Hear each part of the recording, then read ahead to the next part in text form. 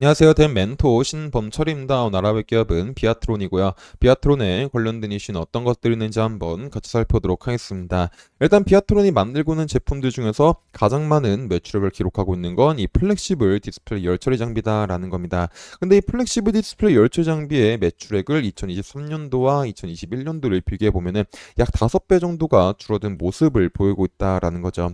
결국에 지속적으로 이 플렉시블 디스플레이 열처리 장비에 대한 매출액이 줄어든 이유는 디스플레이 패널 업황이 다운이 되게 되면서 전방 산업으로서 신규 시설과 공장 증설에 대한 투자가 저조하다 보니까 자연스럽게 장비 수주 계약 건수가 줄면서 매출액이 하락을 했다라고 보시면 될 것 같습니다. 근데 이제 2024년도 같은 경우는 이 IT OLED 시대가 돌아가게 되면서 디스플레이 패널 업체들이 이 시대를 선점하기 위해서 투자를 예고하고 있고 투자를 진행하고 있는 상황이다라는 겁니다. 결국 지속적으로 이 투자에 대한 기대감이 증폭이 되고 있다 보니까 비아트론이 다시 한번 이 플렉시블 디스플레이 열처리 장비에 대한 매출이 상승하지 않을까라는 기대를 가져볼 수가 있을 것 같습니다. 그러면 이 기대가 2024년도에서 실제로 일어날지 한번 확인해 보게 된다면 일단 비아트론이 이 플렉시블 디스플레이 열처리 장비로서 수혜를 받을 수 있는 얻을 수 있는 기업인 LD디스플레이 상을 한번 살펴보도록 하겠습니다. 이제 LD디스플레이 같은 경우는 지속적으로 재무에 대한 부담으로 해서 이 8.6세대 IT OLED에서 투자에 조금 소극적인 모습을 보여주고 있다라는 겁니다. 하지만 현재 이 기사를 보게 된다면은 소극적인 모습을 보여주고 있지만 올 3, 4분기부터는 8.6세대 IT용 설비를 도입할 것으로 되어 있다라는 기사가 나오고 있다라는 거죠.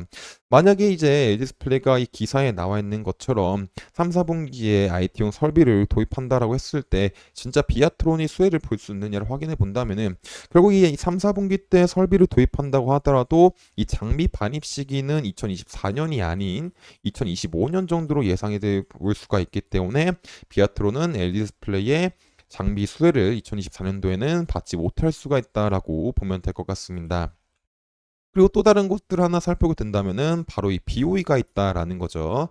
특히 이제 BOE 같은 중국 업체들은 최근 중국에서 스마트폰 시장을 대상으로 한 플렉시블 OLED 수요가 지속적으로 늘어나고 있기 때문에 자국 내에서 OLED 설비 증설에 힘을 쓰고 있다라는 겁니다. 특히 중국 같은 경우는 수년 전부터 수조원을 투자해가지고 이 플렉시블 OLED 시장에 대응했고 최근 수율이 안정화가 되게 되면서 하웨이나 샤오미, 오포, 비보 등 글로벌 스마트 중국 업체들과 중국 정부 기존에 따라서 자국 업체가 생산하고 있는 디스플레이 패널을 탑재하려는 유인이 강하게 작용하고 있다라는 거죠. 그래서 중국의 비오이나 비전옥스나 천만의 기업들은 현재 샤오미나 하웨이, 오포 등 비보에 증가하고 있는 자국 내 플렉시블 OLED 수요를 기반으로 해가지고 굉장히 높은 출하량을 유지하고 있다라는 겁니다. 그리고 높은 출하량을 유지하고 있음에도 불구하고 이 점유율을 더 높이기 위해서 8세대 이상 OLED 시설 설비 투자를 계획하고 있다라는 거죠. 그리고 그 중에서 첫 번째 주자가 바로 이 BOE다라는 겁니다. 근데 BOE 같은 경우는 지속적으로 OLED 시설에 11조는 투자할 거다 말 거다. 작년도에 말이 많았지만은 실제로 가시화가 된 부분은 없다라는 겁니다. 하지만 최근 기공식을 열게 되면서 이 OLED 투자에 대해서 어느 정도 윤곽이 잡혀가 있는 상황이고 또 최근 이 장비 반입 시기를 보게 된다면은 2025년 2분기 정도가 되지 않을까라는 이제 기사가 나오고 있다라는 거죠. 그럼 결국에 이 BO에도 장비 반입 시기가 2025년도쯤이다 보니까는 이 이제 비아트론도 BOE한테는 2024년도에는 생각보다 많은 장비 수혜를 받지 못할 수가 있다라는 겁니다. 그래서 종합을 하자면은 이 비아트론 같은 경우는 이 플렉시블 OLED 디스플레이 열처리 장비로서 과거부터 지속적으로 많은 매출을 올리고 있다가 최근 떨어져가지고 2024년도에는 다시 상승하지 않을까라는 기대를 가져볼 수 있었지만은 이제 주요 업체들에 대한 장비 반입 시기가 2025년 정도로 예상이 되어 있다 보니까는 생각보다 많은 이제 수혜를 받지 못할 수가 있다라고 보시면 될 것 같습니다. 그래서 이 2024년도에도 이 디스플레이 장비에 대한 매출이 전년도보다는 크게 큰 폭으로 증가하지 않을 가능성이 있다라고 보시면 될 것 같습니다. 그래서 이런 상황들이 앞으로 어떻게 흘러갈지 지속적으로 살펴봐야 될 것 같습니다. 그리고 이런 부분들은 제가 지속적으로 확인해서 여러분들한테 알려드리다 보니까 비아트론에 관심 있으신 분들은 제 영상을 시청해주시면 감사하겠습니다. 그래서 비아트론에 대한 이제 차트도 한번 같이 살펴보도록 하겠습니다. 일단 비아트론 같은 경우는 지속적으로 이 일봉에서 봤었을 때 이제 매물대로 보이는 구간들이 이제 이런 부분들이 있다라는 거죠. 그리고 윗마물대는 이 라인이지 않을까 싶습니다.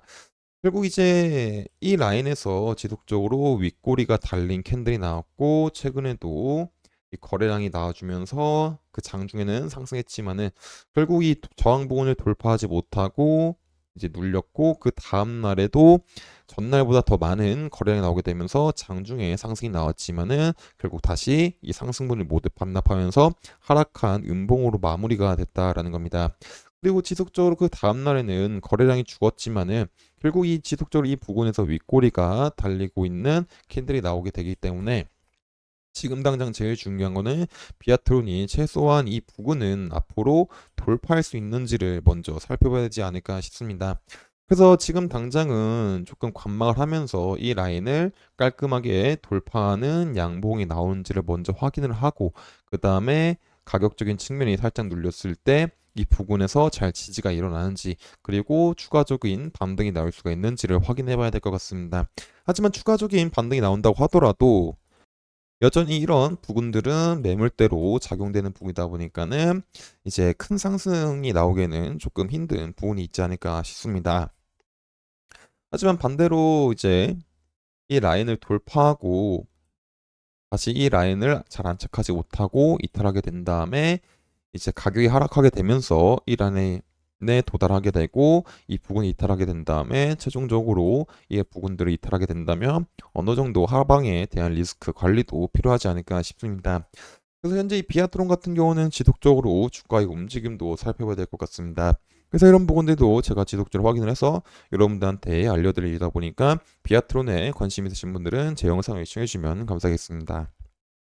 그래서 비아트론 같은 경우는 지속적으로 주가도 좋은 흐름을 보여주고 있지 않고 또 현재 이 디스플레이 장비주들도 지속적으로 업황이 좋아짐에 따라 가지고 매출액적으로 기대해 볼 수가 있는 상황이 마련이 되고 있지만 현재 비아트론과 관련된 디스플레이 패널 업체인 LG 디스플레이와 비유 같은 경우는 이 장비 반입 시기가 2025년 정도로 예상이 되어 있다 보니까는 생각보다 많은 수혜를 받지 못하면서 뚜렷한 매출 성장세를 못 보여줄 수 있는 리스크도 생각을 해봐야 될 것 같습니다.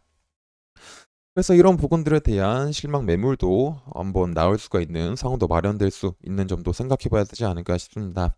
하지만 이런 부분들은 언제든지 바뀔 수가 있는 부분이기 때문에 앞으로 이런 이슈들이 어떤 변화를 일어날지 한번 살펴야 될 것 같습니다. 이런 부분들은 제가 지속적으로 확인을 해서 여러분들한테 알려드릴 예정이다 보니까 비아트론에 관심 있으신 분들은 제 영상을 시청해주시면 감사하겠습니다. 이상 대현 멘토 신범철이었습니다.